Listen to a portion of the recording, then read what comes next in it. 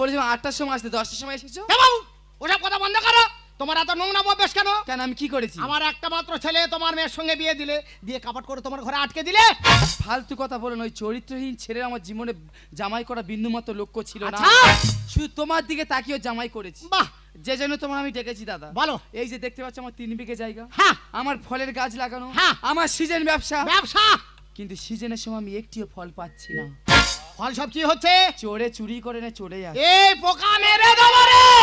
এই কার বাবা তুমি ঠিক রচ্ছে কেন? চোরে দাদা, এই সবেদা। কি সবেদা দাদা? গালের ভেতর ঢোকে না, গালাশিতে রস পড়ে।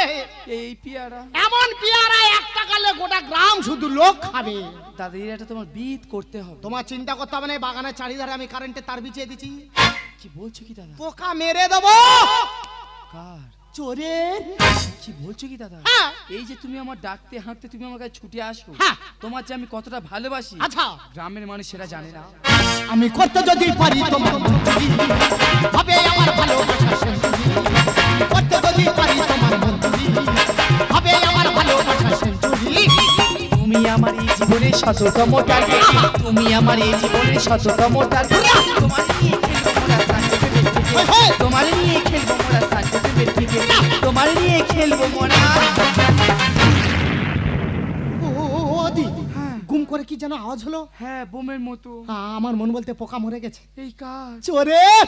কি বলছো কি? যাও গে দেখে এসো। দেখে আসবো। চলে যাও। ও বাবা,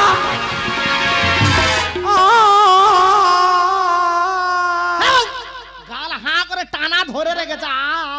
কি হয়েছে কি? পোকা মরে গেছে। পোকা মরে গেছে? হ্যাঁ। আমি জানি পোকা মরে যাবে। কার? তোমার। ই, বাবা আমার নাকি পোকা মরে গেছে? নোংরা মেয়ে তো। গিয়ে দিয়ে এসো। আগে দেখে আসবো। হ্যাঁ। যাচ্ছি।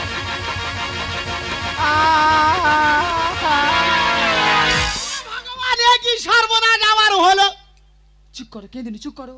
দাদা নিজের ছেলে কারণ শর্টকে মরে গেছে, কাঁদবনি, চুপ করে থাকবো? তা তোমার কি একার গিয়েছে? আমার কিচ্ছু হয়নি। তোমার কচু হয়েছে।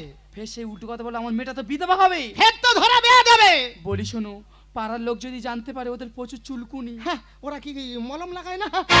বলতে পারো না দাদা, ওরা যদি পুলিশের খবর দেয়, হ্যাঁ। পুলিশ আসবে, তোমার কোমরে দড়ি বাঁধবে, আমার কোমরে দড়ি বাঁধবে, থানায় ধরে নিয়ে চলে যাবে। ঠিক। নয় ফাঁসি নয় যাবজ্জীবন। হ্যাঁ। কোনো সাউন্ড চলবে না। না। ওই লাশটার ওখান থেকে তুলবো, ঠিক আছে। ওর গায়ে 20-30টা ইট বাঁধবো। আচ্ছা। আর পেছনে যে পানা পুকুর আছে আছে। ওখানে ফেলে দেবো।